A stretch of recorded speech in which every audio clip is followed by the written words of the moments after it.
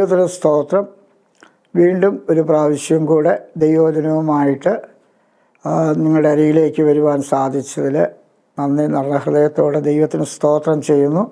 എന്നെ ശ്രദ്ധിക്കുന്നതായ നിങ്ങൾക്കെല്ലാവർക്കും എൻ്റെ സ്നേഹവന്ദനങ്ങളെ അറിയിക്കുന്നു. ദൈവം നമ്മെ എല്ലാവരെയും അനുഗ്രഹിക്കട്ടെ. ഇന്നത്തെ ചിന്തയ്ക്കായിട്ട് മത്തായി എഴുതിയ സുവിശേഷം 4-ാം അധ്യായം അതിൻ്റെ 17-ാമത്തെ തിരുവചനം. മത്തായി എഴുതിയ സുവിശേഷം 4-ാം അധ്യായം അതിൻ്റെ 17-ാമത്തെ തിരുവചനം. അന്നു മുതൽ യേശു സ്വർഗരാജ്യം സമീപിച്ചിരിക്കയാൽ മാനസാന്തരപ്പെടുവിനെന്ന് പ്രസംഗിച്ച് തുടങ്ങി. ദൈവനാമം മഹത്വപ്പെടുമാറാകട്ടെ. നാം വായിച്ചതായ തിരുവചനത്തിൽ നമ്മുടെ വാഴ്ത്തപ്പെട്ടവനായ കർത്താവായ യേശു ക്രിസ്തുവിൻ്റെ പ്രസംഗത്തെക്കുറിച്ചാണ് നമ്മൾ വായിച്ച് കേട്ടത്. യേശു ഈ ലോകത്തിൽ ആയിരുന്നു. നമുക്കറിയാം, മനുഷ്യവർഗത്തെ പാപത്തിൽ നിന്ന് രക്ഷിക്കുന്നതിന് വേണ്ടി സ്വർഗത്തിൽ ദൈവത്തോടൊപ്പം വസിച്ച ദൈവത്തിൻ്റെ ഏകജാതനായ പുത്രൻ മനുഷ്യപുത്രനായിട്ട് ഈ ലോകത്തിലേക്ക് വന്നു. ആ മനുഷ്യപുത്രനെയാണ്, ദൈവപുത്രനെയാണ് യേശു എന്ന് പറയുന്നത്. നമുക്കറിയാം, യേശു ക്രിസ്തു ലോകത്തിൽ ജീവിച്ചു എന്നും യേശു ക്രിസ്തു മനുഷ്യവർഗത്തിന് വേണ്ടി ക്രൂശിൽ മരിച്ചു എന്നും യേശു ക്രിസ്തു ഉയർത്തെഴുന്നേറ്റ് ഇന്നും ജീവിക്കുന്നു എന്നും നാം കേട്ടിട്ടുണ്ട്, നമുക്കറിയാം. അപ്പോൾ യേശു കർത്താവ് ഈ ലോകത്തിലായിരുന്നപ്പോൾ യേശു ക്രിസ്തു രോഗികളെ സൗഖ്യമാക്കുകയും മരിച്ചവരെ ഉയർപ്പിക്കുകയും വിശക്കുന്നവർക്ക് ആഹാരം കൊടുക്കുകയും നന്മ സുവിശേഷിച്ചുകൊണ്ട് യേശു ഇങ്ങനെ മുൻപോട്ട് പോവുകയായിരുന്നു. അങ്ങനെ പോകുമ്പോൾ യേശു കർത്താവ് പ്രസംഗിച്ചതായിട്ട് നാം ദൈവവചനത്തിൽ വായിക്കുന്നു.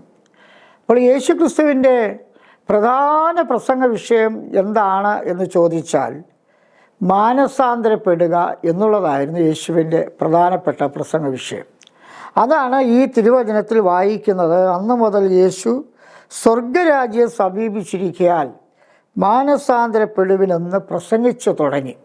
ഇപ്പോൾ യേശു കർത്താവ് പ്രസംഗിച്ച വിഷയം മാനസാന്തരപ്പെടുവിൻ എന്നുള്ളതാണ്. എന്താണ് ഈ മാനസാന്തരം എന്ന് പറയുന്നത്? മാനസാന്തരത്തിൻ്റെ പ്രാധാന്യത എന്താണ് എന്നുള്ളത് നാം ഒന്ന് മനസ്സിലാക്കുന്നത് വളരെ നല്ലതാണ്. അപ്പോൾ ഈ മാനസാന്തരം എന്ന് പറയുന്നത്, ഇന്ന് ലോകത്തിലെ പല ആളുകളും ഈ മാനസാന്തരപ്പെടുന്നതിനെക്കുറിച്ച് പറയാറുണ്ട്. നമുക്കറിയാം, ചിലപ്പോൾ ചില വ്യക്തികളെ കോടതിയൊക്കെ ശിക്ഷിക്കുന്നുണ്ട്. കുറ്റവാളികളെന്ന് കണ്ട് ചിലർ ശിക്ഷിക്കുന്നതായിട്ട് നമ്മൾ അറിയുന്നുണ്ട്, നമ്മൾ മാധ്യമങ്ങളിലൂടെ നമ്മൾ മനസ്സിലാക്കുന്നുണ്ട്. അപ്പോൾ ചില ആളുകൾക്ക് ശിക്ഷ കൊടുക്കുമ്പോൾ ബഹുമാനപ്പെട്ട കോടതി തന്നെ പറയുന്നൊരു വാക്കുണ്ട്, അവരുടെ പ്രായമൊക്കെ നോക്കിയിട്ട് ഒരു മാനസാന്തരപ്പെടാൻ വേണ്ടി ഒരു അവസരം കൊടുക്കുന്നു എന്ന്. അപ്പോൾ അങ്ങനെ നമുക്കറിയാം, ബഹുമാനപ്പെട്ട കോടതികൾ പോലും ഉപയോഗിക്കുന്ന ഒരു വാക്കാണ് മാനസാന്തരപ്പെടുക എന്ന് പറയുന്നത്. അപ്പോൾ മാത്രമല്ല, ക്രിസ്തീയ സഭകളെല്ലാം തന്നെ മാനസാന്തരപ്പെടുക എന്ന് പറഞ്ഞ് അതിനെക്കുറിച്ച് പ്രസംഗിക്കുന്നതായിട്ട് നമുക്ക് കേൾക്കുവാനായിട്ടിടയാകും. അപ്പോൾ ആളുകൾ പലപ്പോഴും മാനസാന്തരപ്പെടാറുണ്ട്. ചില ആളുകളൊക്കെ മാനസാന്തരപ്പെടുന്നത് എനിക്കറിയാം. എൻ്റെ ചില സ്നേഹിതന്മാരെ എനിക്കറിയാം, ഡിസംബർ 31-ാം തീയതി അവർ മാനസാന്തരപ്പെടും. ഇനി പുതിയ വർഷം മുതൽ ഒരു പുതിയ ജീവിതം, ഒരു നല്ല ജീവിതം നയിക്കണമെന്ന് പറഞ്ഞ് അവർ ചില തീരുമാനങ്ങൾ എടുക്കുകയും മാനസാന്തരപ്പെടുകയും ചെയ്യുകയാണ്. പക്ഷേ അതൊന്നും പിന്നെ ഫലവത്തായിട്ട് കാണുന്നില്ല. പിന്നെ അത് കഴിയുമ്പോൾ വീണ്ടും പഴയ അവസ്ഥയിലേക്ക് പോവുകയാണ്. അപ്പോൾ ഈ മാനസാന്തരം എന്നുള്ള വാക്ക് പലരും ഒക്കെ ഉപയോഗിക്കുന്നുണ്ട്. എന്നാൽ ബൈബിളിൽ പറഞ്ഞിരിക്കുന്ന, യേശു കർത്താവ് പറയുന്ന മാനസാന്തരം എന്ന് പറയുന്നത് ഇതിൽ നിന്നെല്ലാം വ്യത്യസ്തമാണ്. ഈ മാനസാന്തരം എന്ന് പറയുന്നത് പാപത്തിൽ നിന്നുള്ള മാനസാന്തരമാണ്. അപ്പോൾ ഈ മാനസാന്തരം എന്നാൽ എന്തെന്ന് ചോദിച്ചാൽ, നമുക്ക് വേദപുസ്തക അടിസ്ഥാനത്തിൽ അതിൻ്റെ ഒരു നിർവചനം പറയുകയാണെങ്കിൽ നമുക്കിങ്ങനെ പറയാം: മനുഷ്യൻ സ്വയം പാപിയാണെന്ന് സമ്മതിച്ച് പാപത്തെ ദൈവത്തോട് ഏറ്റുപറഞ്ഞ് പാപവഴികളെ ഉപേക്ഷിച്ച് യേശു ക്രിസ്തുവിനെ രക്ഷകൻ കർത്താവുമായി ഹൃദയത്തിലേക്ക് സ്വീകരിച്ച് ദൈവത്തിങ്കിലേക്ക് തിരിയുന്നതാണ് യഥാർത്ഥ മാനസാന്തരം. അപ്പോൾ ഈ ബൈബിൾ വെളിച്ചത്തിലുള്ള മാനസാന്തരം എന്ന് പറഞ്ഞത്, മനുഷ്യൻ പാപിയാണെന്ന് സ്വയമായിട്ട് അത് സമ്മതിച്ച് പാപത്തെല്ലാം ഏറ്റുപറഞ്ഞ് ഉപേക്ഷിക്കുകയാണ്. പാപവഴികളെയൊക്കെ ഉപേക്ഷിക്കുകയാണ്. ഞാനിനി പാപം ചെയ്യത്തില്ല. അപ്പോൾ ആ വഴികളെല്ലാം ഉപേക്ഷിച്ചിട്ട് യേശുവിൽ വിശ്വസിച്ച് യേശുവിനെ രക്ഷകനും കർത്താവുമായി ഹൃദയത്തിലേക്ക് ജീവിതത്തിലേക്ക് സ്വീകരിച്ച് ദൈവത്തിങ്കിലേക്ക് തിരിയുകയാണ്, ദൈവമുഖത്തേക്ക് നോക്കുകയാണ്. യഥാർത്ഥമാണ് യഥാർത്ഥ മാനസാന്തരം. അപ്പോൾ അങ്ങനെയുള്ള മാനസാന്തരത്തെക്കുറിച്ചാണ് കർത്താവായ യേശു ക്രിസ്തു പ്രസംഗിക്കുന്നത്. ബൈബിളിൽ കാണുന്ന മാനസാന്തരം ആ വിധത്തിലുള്ള മാനസാന്തരമാണ്. അപ്പോൾ എന്തിനാണ് മനുഷ്യൻ മാനസാന്തരപ്പെടുന്നത്? മനുഷ്യൻ പാപിയായതുകൊണ്ട്, പാപത്തിൽ ജനിച്ചതുകൊണ്ട്, പാപത്തിൽ ജീവിച്ചതുകൊണ്ട് ആ പാപത്തെ വെറുത്ത് ആ പാപ വഴികളെ ഉപേക്ഷിച്ച് ദൈവത്തിങ്കിലേക്ക് തിരിയുന്നതായിട്ടുള്ളൊരനുഭവം. ഇപ്പം നമ്മൾ മനുഷ്യൻ പാപിയാണെന്ന് പറയുമ്പോൾ ചില ആളുകൾക്ക് ഇഷ്ടപ്പെടത്തില്ല. പക്ഷേ വേദപുസ്തകം പറയുകയാണ്, എല്ലാവരും പാപം ചെയ്ത് ദൈവതേജസ് ഇല്ലാത്തവരായി തീർന്നു. വിശുദ്ധ ബൈബിൾ പറയുകയാണ്, പാപം ചെയ്യാത്ത മനുഷ്യനില്ലല്ലോ. ഇനി ബൈബിൾ വ്യക്തമായി പഠിപ്പിക്കുകയാണ്, എല്ലാ മനുഷ്യരും പാപികളാണ്. അതിൻ്റേതാണ് പാപത്തിൻ്റെ സ്വഭാവങ്ങളൊക്കെ മനുഷ്യന് വന്നു പോകുന്നത്. ഇനി ബൈബിൾ മാത്രമല്ല, പല മതങ്ങളും പഠിപ്പിക്കുന്നത് മനുഷ്യൻ പാപിയെന്നാണ്. മനുഷ്യൻ പാപിയാണ്, പാപത്തിലാണ് ജനിച്ചത്, പാപത്തിലാണ് ജീവിക്കുന്നത്. അപ്പോൾ ഈ പാപത്തിൽ നിന്ന് നമ്മളൊരു മോചനം പ്രാപിക്കുന്നത് ഈ മാനസാന്തരത്തിലൂടെയാണ്. അപ്പോൾ ഈ മാനസാന്തരപ്പെട്ട് പാപവഴികളെ ഉപേക്ഷിച്ച് ദൈവത്തിങ്കിലേക്ക് തിരിയുക എന്നുള്ളത് വളരെ അത്യാവശ്യമായ കാര്യമാണ്. അപ്പോൾ ഈ മാനസാന്തരത്തിൻ്റെ ആവശ്യകത യേശു കർത്താവ് പറയുകയാണ്, അന്ന് മുതൽ സ്വർഗരാജ്യം സമീപിച്ചിരിക്കാൻ മാനസാന്തരപ്പെടണം. നമുക്ക് മരണാനന്തരം ഒരു ജീവിതമുണ്ട്, അത് സ്വർഗത്തിലോ നരകത്തിലോ ആയിരിക്കും. അപ്പോൾ അത് സ്വർഗരാജ്യം വളരെ അടുത്തിരിക്കുകയാണ്. അപ്പോൾ ആ സ്വർഗരാജ്യത്തിലേക്ക് നാം എത്തണമെങ്കിൽ നമ്മൾ മാനസാന്തരപ്പെടണം. ദൈവം നമ്മെ ദേഹം, ദേഹി, ആത്മാവെന്ന് പറയുന്ന 3 ഘടകങ്ങളാലാണ് ദൈവം മനുഷ്യനെ സൃഷ്ടിച്ചത്. ദേഹവും ദേഹിയെല്ലാം മരണത്തോടുകൂടി ഈ ലോകത്തിൽ അവസാനിക്കും. പക്ഷേ ആത്മാവിന് അങ്ങനെ ഒരു മരണമില്ല, അവസാനമില്ല. ഈ ആത്മാവ് ദൈവത്തിൽ നിന്ന് വന്നതാണ്. ഏദെൻ തോട്ടത്തിൽ വെച്ച് ദൈവം മനുഷ്യനെ സൃഷ്ടിച്ചപ്പോൾ ആ മനുഷ്യൻ്റെ മേൽ ഊതി ദൈവം വിട്ടതാണ് ഈ ആത്മാവ്. ഈ ആത്മാവ് വലിയ വിലയുള്ളതാണ്. ഈ ആത്മാവിൻ്റെ വിലയെക്കുറിച്ച് യേശു കർത്താവ് പറഞ്ഞത്, സർവ്വലോകത്തേക്കാളും വിലയേറിയതാണ് മനുഷ്യൻ്റെ ദൈവം വച്ചിരിക്കുന്ന ആത്മാവ്. ഈ ആത്മാവിന് മരണമില്ല, അവസാനമില്ല. അപ്പോൾ ഈ ആത്മാവ് പുറത്തേക്ക് വരുമ്പോൾ, മരണത്തോടുകൂടി പുറത്തു വരുമ്പോൾ, അത് ഒന്നുകിൽ സ്വർഗത്തിലേക്ക് പോകും, അല്ലെങ്കിൽ നരകത്തിലേക്ക് പോകും. അപ്പോൾ നരകത്തിലേക്ക് പോകാൻ പ്രത്യേകിച്ചൊന്നും ചെയ്യേണ്ട ആവശ്യമില്ല. പക്ഷേ സ്വർഗത്തിലേക്ക് ഈ ആത്മാവ് പോകണമെങ്കിൽ, ദൈവത്തോടൊപ്പം വസിക്കണമെങ്കിൽ, അതിന് ജീവിച്ചിരിക്കുമ്പോൾ മനുഷ്യൻ മാനസാന്തരപ്പെട്ടാലേ സാധിക്കുകയുള്ളൂ. അതുകൊണ്ടാണ് പറയുന്നത് മാനസാന്തരപ്പെടണം. ബൈബിളിലെ ഏറ്റവും പ്രധാനപ്പെട്ട ഒരു വിഷയമാണ് മാനസാന്തരം എന്ന് പറയുന്നത്. പാപം ചെയ്തു പോയ മനുഷ്യനെ, പാപത്തിൽ ജീവിക്കുന്ന മനുഷ്യനെ തിരികെ ദൈവത്തിലേക്ക് കൊണ്ടുവരുന്നതിന് വേണ്ടി നാം പഴയ നിയമമൊക്കെ വായിക്കുമ്പോൾ നമുക്കറിയാം, മനുഷ്യൻ മനം തിരിയണമെന്ന് പറഞ്ഞ് അവിടെ മാനസാന്തരത്തെക്കുറിച്ച് പ്രവാചകന്മാരിലൂടെയൊക്കെ ദൈവം സംസാരിക്കുന്നതായിട്ട് നമുക്കറിയാം. പുതിയ നിയമത്തിലേക്ക് വരുമ്പോൾ യേശുക്രിസ്തുവിന് മുന്നോടിയായിട്ട് വന്ന യോഹന്നാൻ സ്നാപകനും പ്രസംഗിച്ചത് മാനസാന്തരത്തെക്കുറിച്ചായിരുന്നു. അതുപോലെ യേശു കർത്താവ് പ്രസംഗിക്കുന്നതും മാനസാന്തരത്തെക്കുറിച്ചായിരുന്നു. മാത്രമല്ല, യേശുവിനോടൊപ്പം നടന്നതായി അപ്പോസ്തലന്മാർ അവർ പ്രസംഗിച്ചതും മാനസാന്തരത്തെക്കുറിച്ചായിരുന്നു. പത്രോസ് അപ്പോസ്തലൻ പ്രസംഗിച്ചത് ഇങ്ങനെയാണ്: ആകയാൽ നിങ്ങൾ മാനസാന്തരപ്പെട്ട് നിങ്ങൾ സ്നാനപ്പെടണം. അപ്പോൾ നാം ദൈവവചനം നമ്മൾ വായിക്കുമ്പോൾ ബൈബിളിൻ്റെ ആദ്യോടന്തം മനുഷ്യരോട് പറയുകയാണ് മാനസാന്തരപ്പെടണം.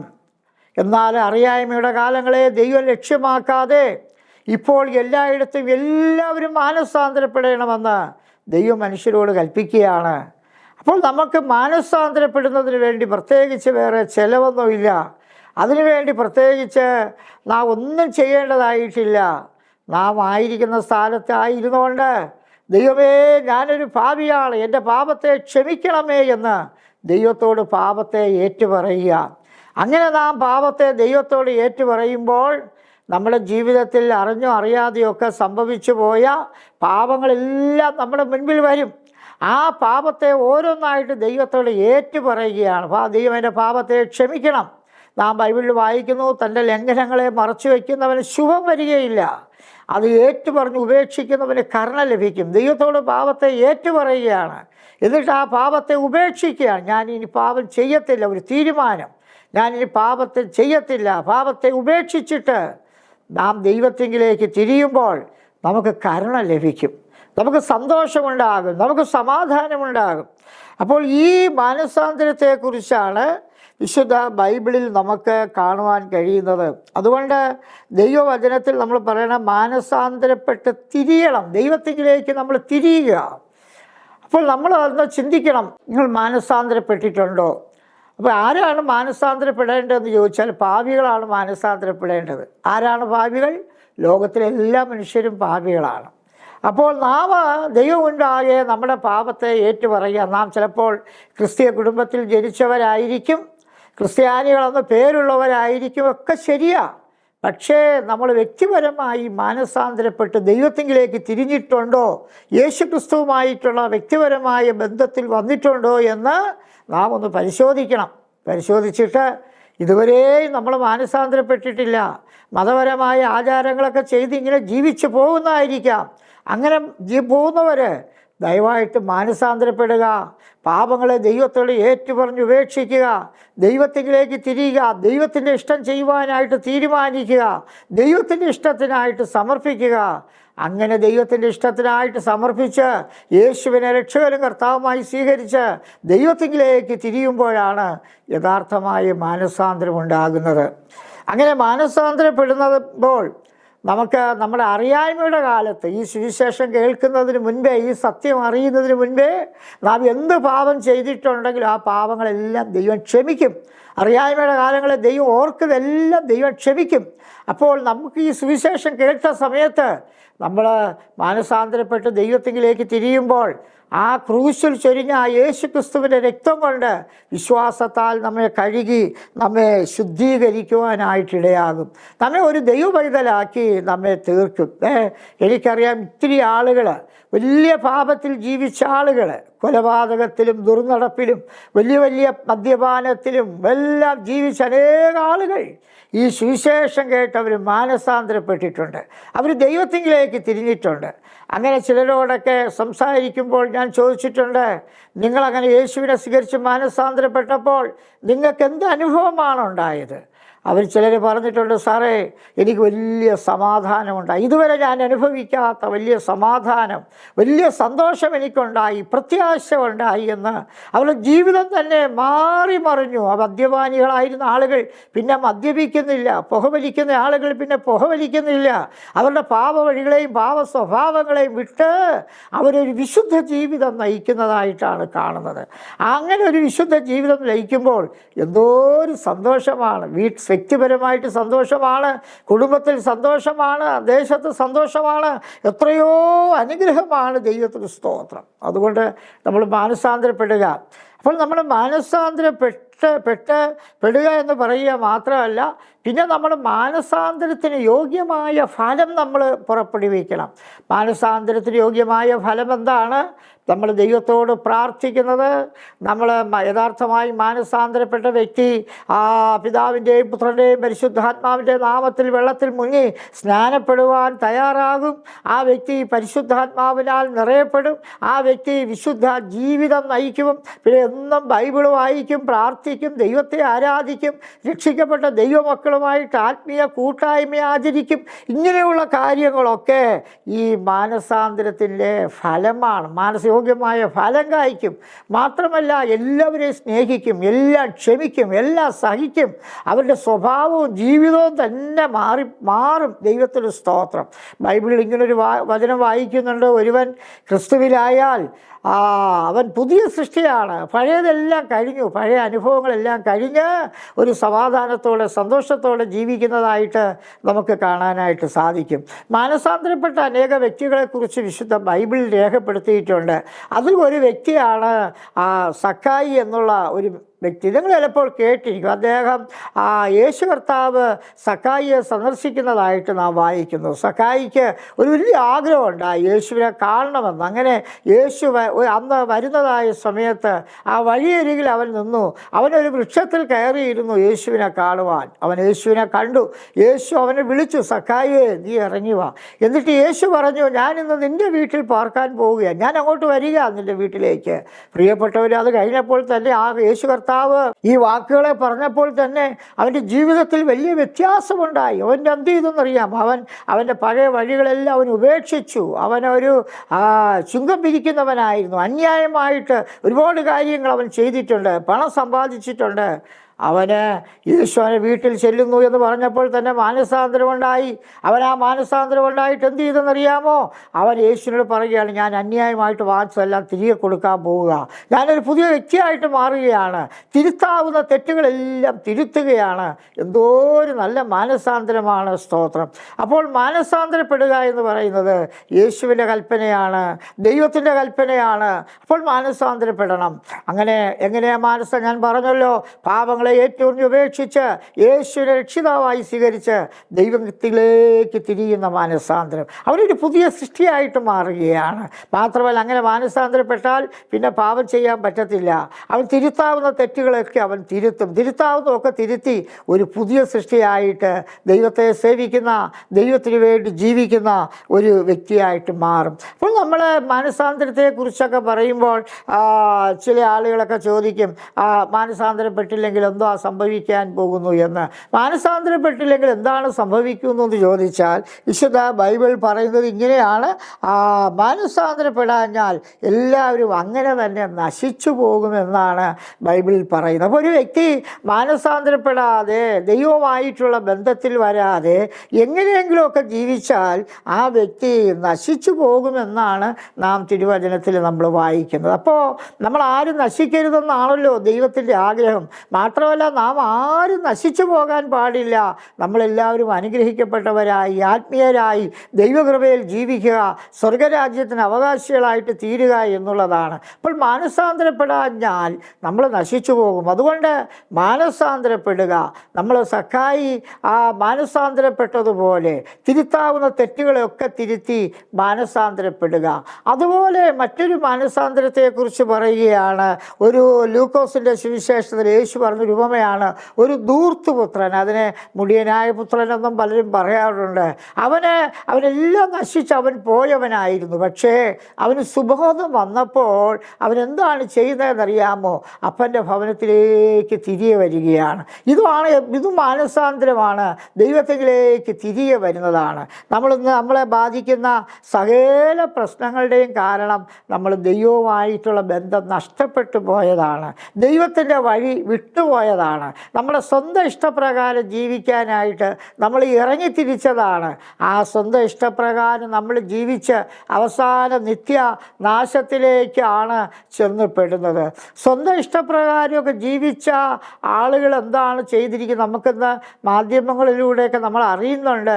സ്വന്തം ഇഷ്ടപ്രകാരമൊക്കെ മാതാപിതാക്കളെയും കുടുംബത്തെയൊക്കെ ഉപേക്ഷിച്ച്, ദൈവത്തെയൊക്കെ ഉപേക്ഷിച്ച് സ്വന്തം വഴിക്ക് സ്വന്തം ഇഷ്ടപ്രകാരം ജീവിക്കാൻ ഇറങ്ങിയ അനേക ആളുകൾ ആത്മഹത്യയിലാണ് അവസാനിച്ചിട്ടുള്ളത്. അനേകർ മദ്യത്തിനും മയക്കുമരുന്നിനൊക്കെ അടിമകളായി, മാരകമായ രോഗങ്ങൾക്ക് അടിമകളായി ആണ് നശിച്ചിട്ടുള്ളത്. മനുഷ്യൻ്റെ സ്വന്തം വഴികളെല്ലാം ചിലപ്പോഴും ദോഷമായിട്ട് തീരാറുണ്ട്. എന്നാൽ നമ്മുടെ സ്വന്തം വഴികളേക്കാൾ ഉപരി ദൈവത്തിൻ്റെ വഴി, കാരണം ദൈവം നമ്മെ സൃഷ്ടിച്ചത് ദൈവത്തിനൊരു ഉദ്ദേശമുണ്ട്, പ്ലാനുണ്ട്. അപ്പോൾ നമ്മൾ ആ ദൈവത്തിൻ്റെ ഇഷ്ടപ്രകാരം ദൈവത്തിൻ്റെ വഴിയിൽ നടക്കുക എന്നുള്ളതാണ് ഏറ്റവും പ്രധാനം. നമ്മൾ ബൈബിളിൽ വായിക്കുകയാണ്, ദൈവത്തെ ഭയപ്പെട്ട് യഹോവയുടെ വഴികളിൽ നടക്കുന്ന മനുഷ്യൻ ഭാഗ്യവാൻ എന്നാണ്. അപ്പോൾ ദൈവത്തെ ഭയപ്പെട്ട്, ദൈവത്തെ സേവിച്ച്, ദൈവത്തെ ആരാധിച്ച് ദൈവ വഴികളിൽ നടക്കുന്ന മനുഷ്യൻ അവൻ ഭാഗ്യവാനായിട്ട് തീരും. അതുകൊണ്ട് എന്നെ കേൾക്കുന്നതായ പ്രിയപ്പെട്ടവരെ, നിങ്ങൾ യഥാർത്ഥമായി മാനസാന്തരപ്പെട്ടില്ലെങ്കിൽ നിങ്ങൾ മാനസാന്തരപ്പെടുക, നിങ്ങളുടെ ജീവിതം ദൈവത്തിനായിട്ട് കൊടുക്കുക. ചിലപ്പോൾ ക്രിസ്തീയ കുടുംബത്തിലൊക്കെ ജനിച്ചവരും വളർന്നവരും ആയിരിക്കും, ദൈവത്തെക്കുറിച്ചൊക്കെ പല പ്രാവശ്യം കേട്ടിട്ടുള്ളവരായിരിക്കാം. എന്നാൽ നിങ്ങൾ ഇതുവരെയും മാനസാന്തരപ്പെട്ടിട്ടില്ല, യേശു ക്രിസ്തുവുമായിട്ട് വ്യക്തിപരമായ ബന്ധത്തിലേക്ക് വന്നിട്ടില്ല എങ്കിൽ നിങ്ങൾ മാനസാന്തരപ്പെടുക. നിങ്ങളുടെ മനസ്സിനെ ദൈവത്തിലേക്ക് തിരിക്കുക, ദൈവ ഇഷ്ടം ചെയ്യുവാനായിട്ട് തീരുമാനിക്കുക. അതാണ് ജീവിതത്തിലെ ഏറ്റവും ഭാഗ്യകരമായിട്ട് അവസ്ഥ. അങ്ങനെ നമ്മൾ മാനസാന്തരപ്പെടുമ്പോൾ നമ്മുടെ പേര് സ്വർഗത്തിൽ ജീവൻ്റെ പുസ്തകത്തിൽ എഴുതും. നമുക്ക് സമാധാനമുണ്ടാകും, നമുക്ക് സന്തോഷമുണ്ടാകും, നമുക്ക് സൗഖ്യമുണ്ടാകും, നമുക്ക് വിടുതലുണ്ടാകും.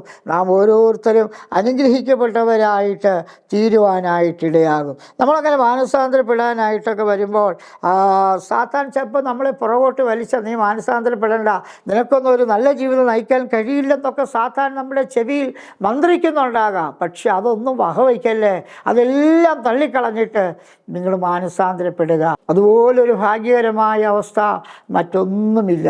അപ്പോൾ കർത്താവ് ചോദിക്കുകയാണ്, നിനക്ക് മാനസാന്തരപ്പെടാൻ മനസ്സുണ്ടോ? നമ്മൾ മനസ്സുണ്ടെന്ന് പറഞ്ഞാൽ എനിക്ക് മാനസാന്തരപ്പെടണം, എനിക്കൊരു ദൈവവൈതലായിട്ട് ജീവിക്കണം, ഈ ലോകത്തിൽ ഒരു വിജയകരമായ ഒരു ക്രിസ്ത്യ ജീവിതം നയിക്കണമെന്ന് നിങ്ങൾ ആഗ്രഹിക്കുന്നു എങ്കിൽ നിങ്ങളുടെ ജീവിതം ദൈവത്തിനായിട്ട് കൊടുക്കുക. ഈ ബൈബിൾ വെളിപ്പെടുത്തുന്ന യേശു കർത്താവിൻ്റെ ഏറ്റവും വലിയ പ്രത്യേകത ഒരു വാഗ്ദത്തം യേശു തരികയാണ്. യേശു തരുന്ന വാഗ്ദത്തം ഇങ്ങനെയാണ്. യേശു പറയുകയാണ്, എൻ്റെ അടുക്കൽ വരുന്നവനെ ഞാൻ ഒരു നാളും തള്ളിക്കളയുകയില്ല, ഉപേക്ഷിക്കുകയും ഇല്ലെന്നാണ്. അതേ പ്രിയപ്പെട്ടവരെ, നാം യേശുവിൻ്റെ അടുക്കിലേക്ക് ചെല്ലാൻ തീരുമാനിച്ചാൽ, യേശുവിനെ രക്ഷിതാവായി സ്വീകരിച്ച് എനിക്ക് മാനസാന്തരപ്പെടണം എന്ന് പറഞ്ഞാൽ ആ യേശു കർത്താവ് ഒരിക്കലും നമ്മളെ തള്ളിക്കളയുകയില്ല. നമ്മൾ ഏത് അവസ്ഥയിലാണെങ്കിലും, എത്ര പാപം ചെയ്തിട്ടുണ്ടെങ്കിലും, ആരാണെങ്കിലും നമ്മുടെ ഏത് പാപത്തെ ക്ഷമിച്ച് നമ്മെ സ്വീകരിപ്പാൻ ഈ കർത്താവായ യേശു ക്രിസ്തു മതിയായവനാണ്. അതുകൊണ്ട് ഈ കർത്താവായ യേശുവിൽ വിശ്വസിക്കുക, യേശുവിനെ രക്ഷിതാവായിട്ട് സ്വീകരിക്കുക, ഒരു ദൈവവൈതലായിട്ട് ജീവിക്കുവാനായിട്ട് സമർപ്പിക്കുക. യേശു കർത്താവ് ഈ ലോകത്തിൽ അത്ഭുതങ്ങളും അടയാളങ്ങളും ഒക്കെ ചെയ്ത് നന്മ സുവിശേഷിച്ചുകൊണ്ട് മുൻപോട്ട് പോകുമ്പോൾ ഒരു പാപിനിയായ ഒരു സ്ത്രീയെ യേശുവിൻ്റെ അടുക്കൽ കൊണ്ടുവന്നു.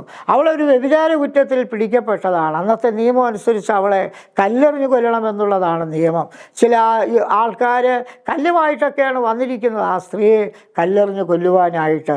എന്നാൽ പ്രിയപ്പെട്ടവരെ, യേശു എന്താണ് ചെയ്തതെന്നറിയാമോ? യേശു തൻ്റെ വിരലുകൾ കൊണ്ട് നിലത്തെഴുതി. എന്താണ് എഴുതിയത്? ഈ കല്ലുമായിട്ട് വന്ന് നിൽക്കുന്ന ആളുകളുടെ പാപത്തെക്കുറിച്ചാണ്. യേശു എന്താണ് എഴുതുന്നു എന്ന് ഈ കല്ലുമായിട്ട് നിൽക്കുന്ന ആളുകൾ നോക്കിയപ്പോൾ അവരുടെ പാപത്തെക്കുറിച്ചാണ് യേശു എഴുതുന്നത്. അവരെന്ത് ചെയ്തെന്നറിയാമോ? ഓരോരുത്തരായിട്ട് കല്ലൊക്കെ കളഞ്ഞിട്ട് അവർ ഓരോരുത്തരായിട്ട് മാറിപ്പോയി. അവസാനം ഈ സ്ത്രീയും യേശുവും മാത്രം ശേഷിച്ചു. യേശു ആ സ്ത്രീയോട് പറഞ്ഞ വാക്കെന്തെന്നറിയാമോ?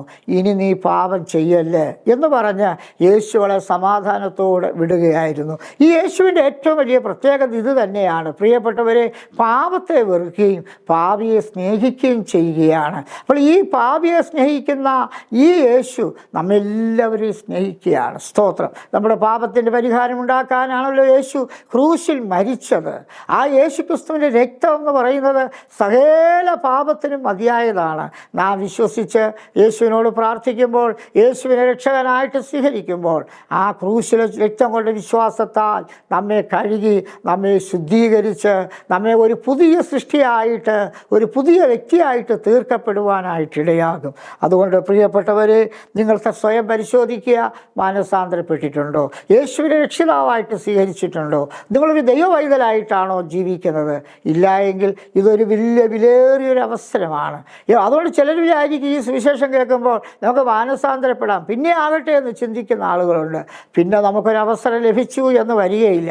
എപ്പോഴാണ് നമ്മൾ മാനസാന്തരപ്പെടേണ്ടത്, ദൈവകൃപയിലേക്ക് വരേണ്ടതെന്ന് ചോദിച്ചാൽ ബൈബിളിൽ പറയുന്ന ഉത്തരം ഇതാണ്: ഇപ്പോഴാകുന്നു സുപ്രസാദ കാലം, ഇപ്പോഴാകുന്നു രക്ഷാ ദിവസം. ഇതാണ് വിലയേറിയ അവസരം, ഇതാണ് നമ്മുടെ സമയം. ഇപ്പോഴാണ്. അത് മാറ്റിവെക്കാനായിട്ട് പാടില്ല. കാരണം നമുക്ക് മാറ്റിവെച്ചാൽ പിന്നെ ഒരു അവസരം ലഭിച്ചു എന്ന് വരികയില്ല. നമ്മുടെ മരണശേഷം നമുക്ക് പിന്നെ മാനസാന്തരപ്പെടാൻ കഴിയില്ല. യേശു ക്രിസ്തു വീണ്ടും വന്ന് തൻ്റെ ജനത്തെ ചേർത്ത് കഴിഞ്ഞാൽ പിന്നെ മാനസാന്തരപ്പെടാൻ കഴിയില്ല. ഈ രണ്ട് കാര്യങ്ങൾ എപ്പോഴാണ് സംഭവിക്കുന്നു എന്ന് ആർക്കും പറയാൻ കഴിയില്ല. ഇപ്പോൾ ലഭിച്ചിരിക്കുന്ന അവസരം നിങ്ങൾ മാനസാന്തരപ്പെടുക. നിങ്ങളുടെ ജീവിതം ദൈവത്തിനായിട്ട് കൊടുക്കുക. ദൈവത്തോട് പ്രാർത്ഥിക്കുക. വിശുദ്ധ ബൈബിൾ, പ്രത്യേകിച്ച് പുതിയ നിയമഭാഗങ്ങളൊക്കെ വായിക്കുക, വായിച്ച് ധ്യാനിക്കുക, ദൈവത്തെ ആരാധിക്കുക, ദൈവത്തെ സേവിക്കുക, നിങ്ങളുടെ ജീവിതം ദൈവത്തിനായിട്ട് സമർപ്പിക്കുക. എങ്കിൽ നിങ്ങൾ അനുഗ്രഹിക്കപ്പെട്ടവരായിട്ട് തീരും. അതുപോലെ സക്കായി മാനസാന്തരപ്പെട്ടതുപോലെ ആ ധൂർത്തുപുത്രൻ തിരിച്ചപ്പൻ്റെ ഭവനത്തിലേക്ക് തിരികെ വന്നതുപോലെ പ്രിയപ്പെട്ടവരെ, നമുക്ക് ദൈവത്തിൻ്റെ അടുക്കിലേക്ക് ചെല്ലാം. ദൈവത്തിൻ്റെ അടുക്കിലേക്ക് ചെല്ലുക എന്ന് പറഞ്ഞാൽ പ്രത്യേകിച്ചൊരു സ്ഥലത്ത് നമ്മൾ പോകുന്നതല്ല. നമ്മളായിരിക്കുന്ന സ്ഥാനത്ത് ഇരുന്നു കൊണ്ട് പ്രാർത്ഥിച്ചാൽ ദൈവം നമ്മളെ പ്രാർത്ഥന കേൾക്കും. ദൈവം നമ്മുടെ അരികിലേക്ക് വരും. ദൈവം നമ്മെ സഹായിക്കും. നമ്മുടെ എല്ലാ പ്രശ്നങ്ങൾക്കും ദൈവം നമുക്ക് പരിഹാരം തരും. നമ്മെ ദൈവം അനുഗ്രഹിക്കും. അതുകൊണ്ട് ഈ ദൈവത്തിലേക്ക് തിരിയുക, യഥാർത്ഥമായിട്ട് മാനസാന്തരപ്പെട്ട് ദൈവകൃപയിലേക്ക് വരിക. അല്ലെങ്കിൽ ഞാൻ നേരത്തെ പറഞ്ഞല്ലോ, മാനസാന്തരപ്പെട്ടില്ലെങ്കിൽ എല്ലാവരും നശിച്ചു പോകും. അതുകൊണ്ട് നിങ്ങൾ നശിച്ചു പോകല്ലേ, നമ്മളാരും നശിച്ചു പോകല്ലേ, മാനസാന്തരപ്പെടുക. നമുക്കറിയാം, ഇന്ന് ഈ പെന്തക്കോസ്ത് അനുഭവത്തിലൊക്കെ ജീവിക്കുന്ന അനേക ആളുകൾ വലിയ പാപം ചെയ്തവരായിരുന്നു, കുഴപ്പങ്ങളിൽ ചാടിയവരായിരുന്നു. പക്ഷേ ഈ സുവിശേഷം കേട്ട് അവർ മാനസാന്തരപ്പെട്ടു, ദൈവത്തിലേക്ക് തിരിഞ്ഞു. എന്തോ ഒരു സമാധാനമാണ്, സന്തോഷമാണ്. എനിക്കൊക്കെ മാനസാന്തരപ്പെടാനുള്ള അവസരം ദൈവം തന്നു, എന്തോ ഒരു സന്തോഷമാണ്. അതുകൊണ്ട് ഈ സത്യം വിളിച്ചു പറയുകയാണ് പ്രിയപ്പെട്ടവരെ. അതുകൊണ്ട് നിങ്ങൾക്കും ദൈവം ഒരു അവസരം തരികയാണ്. ഈ അവസരം നഷ്ടമാക്കാതെ മാനസാന്തരപ്പെട്ട് ദൈവത്തിലേക്ക് തിരിയുക. നമ്മുടെ ഏത് പാപത്തെയും ദൈവം ക്ഷമിക്കും.